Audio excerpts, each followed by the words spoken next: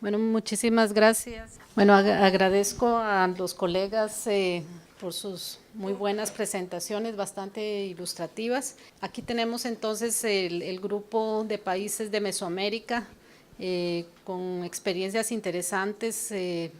Los tres países ya están avanzando a un segundo o tercer ciclo de inventario forestal con muchas experiencias para compartir.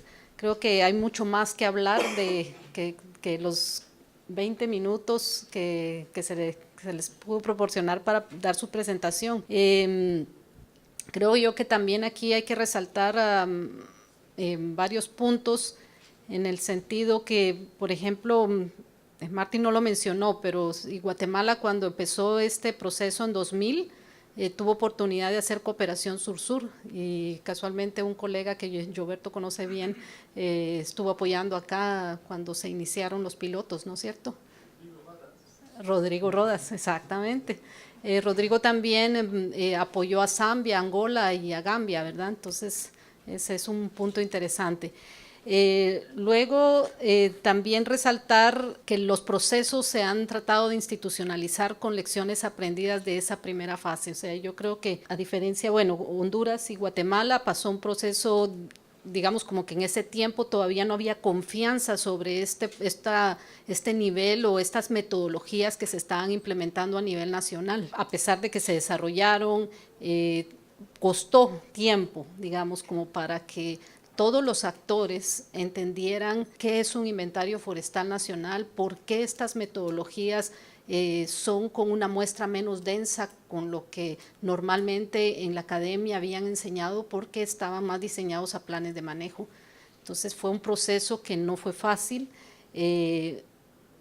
a mucho orgullo, como decía Betina, ¿verdad? A pesar de esas complejidades, ellos siguieron, digamos, motivados en poder avanzar y todavía desarrollar, ganar la confianza de los tomadores de decisión en invertir en los inventarios forestales. La parte, digamos, institucional de los procesos también fue bastante resaltada por los tres países y yo creo que ese es un tema importante, sobre todo para poder buscar recursos nacionales. O sea, la parte de recursos, o sea, ese aprendizaje también creo yo que puedo resaltarlo de México porque fue uno de los países que puso en su ley los inventarios forestales por primera vez en la región latinoamericana y por eso la continuidad de los inventarios forestales en México también es una fortaleza. Entonces, sin más que decir, yo quisiera que ustedes hicieran preguntas. Algo también que se me olvidaba resaltar, Betina tocó el tema, también Betina y bueno, creo que Carlos tocó el tema de la información y cómo esta información debe estar accesible. A Carlos me gustaría que contara una historia porque también hace poco se hizo una presentación del nuevo sistema de información para mejorar la accesibilidad de los datos a múltiples usuarios. Eso no lo mencionó, pero quizás él podría ahondar en eso porque yo creo que es un tema interesante. ¿Cómo trabajan la taxonomía florestal en los inventarios general para el grupo? En el caso del Inventario Nacional de Costa Rica, cada cuadrilla lleva un dendrólogo, ahí se toman las muestras de campo, se identifican y las que no se pueden identificar se llevan a un herbario para su respectiva identificación. Cada una se colecta con su respectivo identificador y luego en el herbario se realiza la lista. Tampoco lo mencioné, pero en el caso alimentario de Costa Rica ya van más de 2000 especies forestales que han aparecido en el inventario nacional. Bueno, es una de las debilidades que tenemos en el país, tanto en el primero como en el segundo ciclo. Esperamos mejorarlo en este tercero, solo se identifican con nombre común, algunas con nombre científico, y es por ello que tenemos esa cantidad de especies desconocidas, que es el 5%. La ventaja que tuvimos entre el primero y el segundo ciclo es que fueron las mismas cuadrillas que trabajaron. y se buscaba al mismo CHANE o el guía local que se le llama. Siempre se trabaja con guías locales y son técnicos de la zona con los que se trabaja, pero sí tenemos esa debilidad en el Inventario Nacional de Honduras. Bueno, con el tema del rediseño se está considerando poder hacer las colectas de las partes del árbol, lo que podamos colectar en ese momento, que tengamos disponible para poder hacer identificación. ¿No? En cada cuadrilla está pensado que vaya un monteador, como le llamamos nosotros, alguien nativo, alguien del lugar que pueda ayudar a la identificación, pero también hay dificultades que se pueden encontrar con nuestros monteadores. Yo creo que esa es una peculiaridad o un tema que se da en todos los países. Por ejemplo, el Calophyllum brasiliensis, como nombre científico en Guatemala, en una región la pueden conocer con 3 nombres distintos: Santa María, Cruz de María o Marío. O sea, tres nombres que a veces en la misma región la da uno o dos, ¿cómo se llama?, vaqueanos o monteadores, ¿va? Entonces, importante la participación de ellos para tener una primera identificación de esas especies, pero hacer las colectas para poder tener una identificación un poco más científica de lo que se está viendo en campo y se está midiendo. Brevemente, solo para mencionar que si la región cuenta con un listado de especies de toda Centroamérica, la cual también está como disponible para que pueda mejorarse, así como han mencionado estos listados, pero no solo listados, sino que hay que avanzar hacia una guía de identificación botánica. Creo que Costa Rica sí tiene una guía de identificación con fotografías, bueno, pero son de las especies más comunes, pero la colecta de campos es, digamos, un esfuerzo que hay que motivar y hay que seguir ahondando. El tema es un poquito la organización para llevar las muestras correctamente a los herbarios, y otro tema es la temporalidad, porque no siempre tienen las muestras no tienen flor o fruto, ¿verdad?, que son las que se requieren para poder hacer una apropiada identificación. Entonces, si no las tienen, muchas veces sí se puede llevar al herbario, pero no van a lograr llegar, digamos, a la identificación científica. Entonces, creo que ayer se mencionó que, no recuerdo quién mencionó que de invitar, digamos, fue Betina, ¿verdad?, de invitar a los científicos, porque se tienen los árboles ubicados y donde se han tenido más problemas para la identificación botánica. Entonces, ahí sí se puede programar durante la temporada, digamos, de floración, para hacer las respectivas colectas. Bueno, aquí hay una pregunta interesante que está relacionada con lo que Carla dijo. En la relación institucional, ¿cómo se da el papel de las universidades? Después, si estos datos están disponibles para la universidad. Y hay una otra pregunta que está relacionada a eso también. ¿Cómo la información de los inventarios apoya a promover el manejo de los bosques? Okay, con respecto a lo de la integración de las universidades, como traté de mostrarlo en la presentación, son actores claves, y en el caso del inventario se ha considerado en las diferentes mesas de discusión, se les ha invitado y ellos han participado permanentemente. Entonces, la parte de la academia sí ha participado en toda esta parte de la toma de decisiones, de hacia dónde debe ir el rediseño, las lecciones aprendidas de cierta manera, y obviamente lo que ellos nunca dejan de ver es la parte académica de cómo mostrar eso. Entonces en el caso de Costa Rica sí se han incluido en los diferentes foros de discusión. Y con respecto a la otra pregunta, la parte de la disponibilidad de la información, un poco lo que Carla me pidió que les contara y se me olvidó.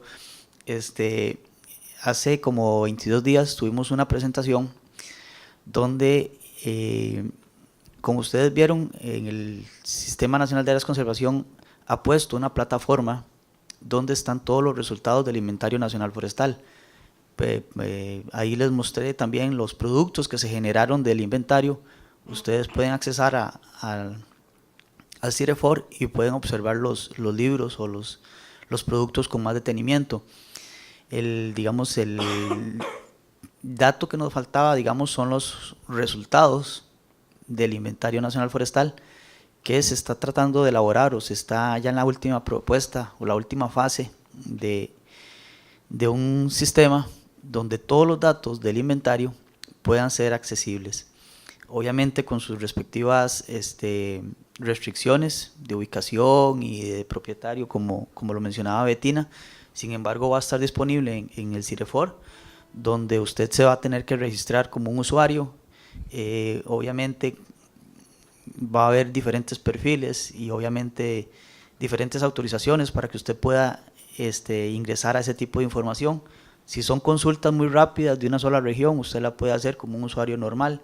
Cuando ya es gente de la academia o de gente del Estado o del mismo gobierno que necesitan que la información sea más precisa, con la base de datos cruda, como decimos nosotros, obviamente va a tener su diferente perfil, va a tener acceso a todo lo que se levantó en la parcela, quién es el propietario, todos los diámetros, en fin, va a estar como en diferentes niveles para que puedan tener acceso a esta información cualquier persona que quiera ingresar por medio de la página del CIREFOR. Bueno, en cuanto al manejo de los bosques, nosotros únicamente no tenemos datos en cuanto a mangle.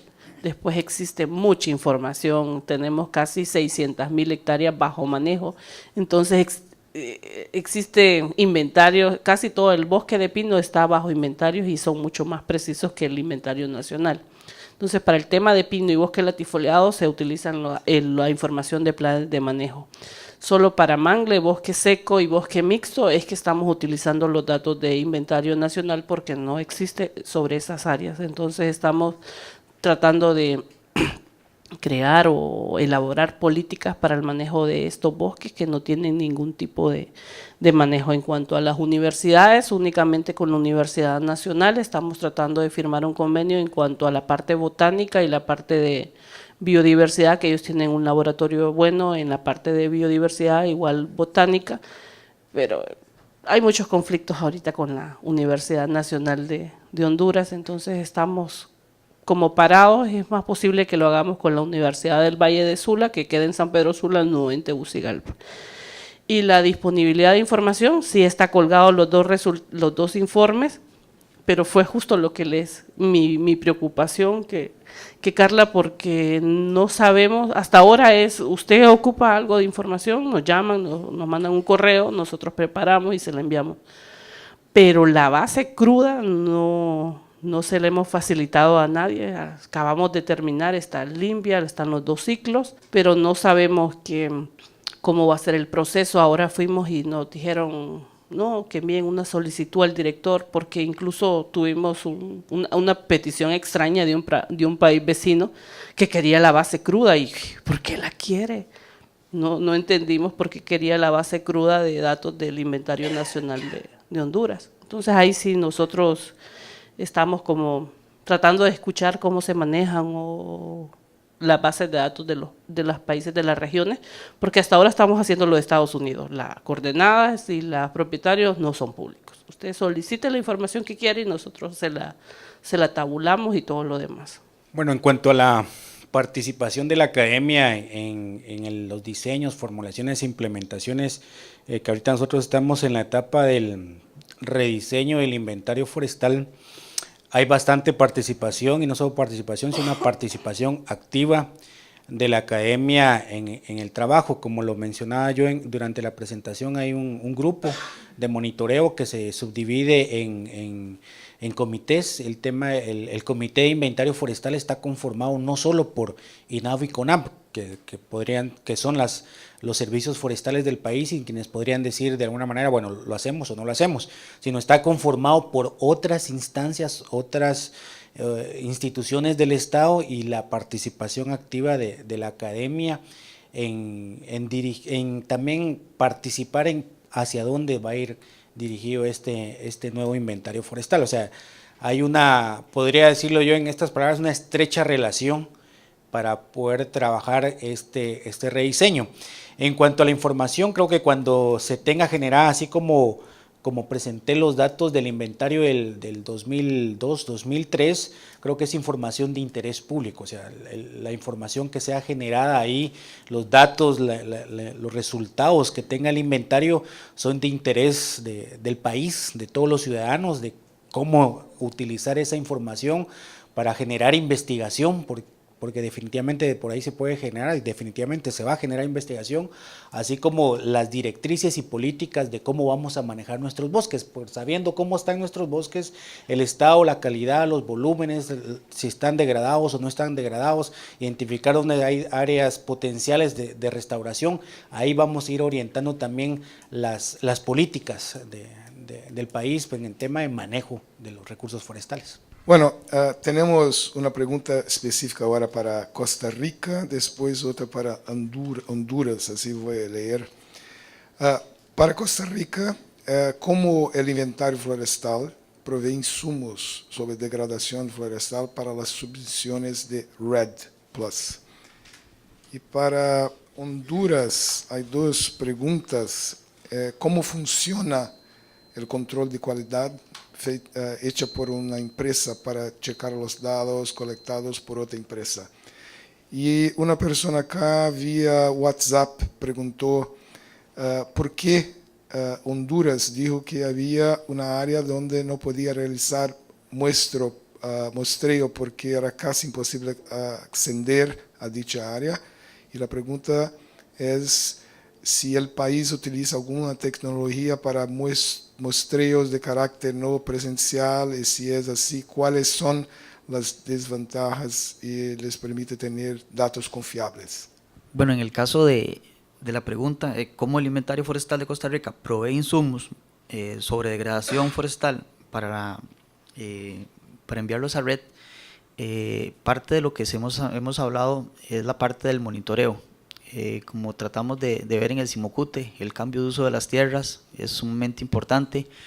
Hemos podido venir detectando cambios en los tipos de cobertura y obviamente es como deforestación evitada, ¿verdad? En el caso de Costa Rica, la ley prohíbe el cambio de uso.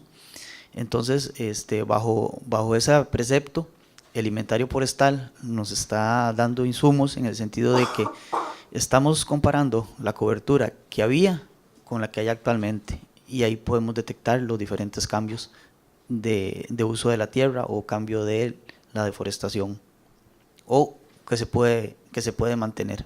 El segundo ciclo de inventario de Honduras, igual que todos, se hizo una licitación internacional, eso no les conté. Entonces contratamos una empresa española que es la encargada del inventario nacional de España, fue quien hizo el levantamiento, y se contrató una empresa alemana, Unique Forest, algo así se llama, que hizo el control de calidad. Ellos hicieron una selección aleatoria del 10%, bueno, al final hicieron el 20% porque el 10% nosotros lo hicimos y ellos hicieron el 10%.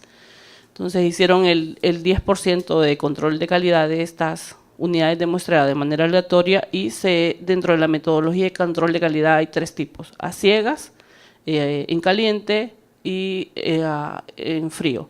A ciegas es que no llevan ningún formulario de campo, no, que llegan, la levantan totalmente toda la unidad de muestreo y después comparan. Existe un formulario en Excel que si pasa de tantos centímetros, el diámetro le da tanta calificación y si no supera el 85%, esta unidad de muestreo se da por rechazada. En caliente es que van con la cuadrilla de campo y están haciendo las observaciones y ahí mismo lo van corrigiendo. Y en frío es que ellos llevan los datos de la cuadrilla anterior y van levantando los datos que levantó. Con esta empresa alemana, ellos eran súper estrictos. Al final hubo un consultor que de 5 unidades de muestreo que le chequearon, o sea, ahí chequearon una y le cayó otra, y las 2 salieron malas. Entonces, como ICF, hay un problema aquí, entonces le chequeamos todas las unidades de muestreo a este consultor y se le canceló el contrato porque 5 unidades de 5 que se le revisaron, 5 estaban malas. No superaban el 85% de la calidad que se esperaba. Así aseguramos la calidad y en el informe final que dio esta empresa nos dijo que los datos de Honduras tenían la confiabilidad arriba del 85%, en la empresa que hizo el trabajo. En cuanto a, esa es la primera, la segunda, el área de biosfera del río Plátano, una de las cuestiones que ayer hablábamos con mi colega de Guatemala es que aquí nadie lo mencionó, pero en nuestros países ahorita tenemos problemas serios con el narcotráfico. Entonces muchas son inaccesibles porque no podemos accesar a ellas y otras por narcotráfico. Y biosfera del río Plátano, o sea, no se puede esconder. Tuvimos problemas serios con la parte de narcotráfico, de la Mosquitia y toda esa zona. Entonces muchas de esas unidades de muestreo son 8 unidades de muestreo, 6 son porque están en la zona núcleo y comparamos las imágenes del 2005, 2010 y no ha habido variación en cuanto a la cobertura.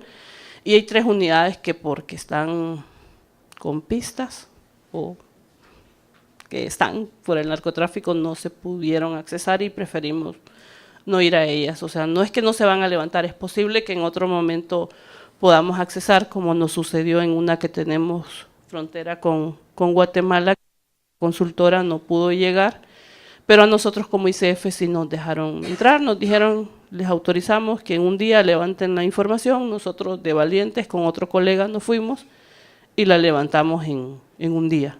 Pero sí nos dieron los permisos ahí. Levanten, le explicamos a los señores de qué se trataba, pero sí, en nuestra región sí tenemos, creo que hasta México, hasta arriba, tenemos problemas serios de narcotráfico, es difícil decirlo, pero así es. Pero en esa parte de biosfera, sí, nosotros con Carla fue una de las discusiones que tuvimos, son 200.000 hectáreas que es zona núcleo. Ahí se hizo un inventario de caoba e incluso los colegas caminaron hasta 8 días para llegar y al final no pudieron llegar al punto porque no hay caminos, hay muchos animales, hay tigres y cosas así, que más bien se pueden comer a la gente. Entonces, ¿por qué arriesgarse si al final vemos con las imágenes satelitales que no hay cambio? Entonces, esas 200.000, hablábamos con Carla de hacer un periodo con sensores remotos y ver en qué momento podríamos ingresar a tomar datos.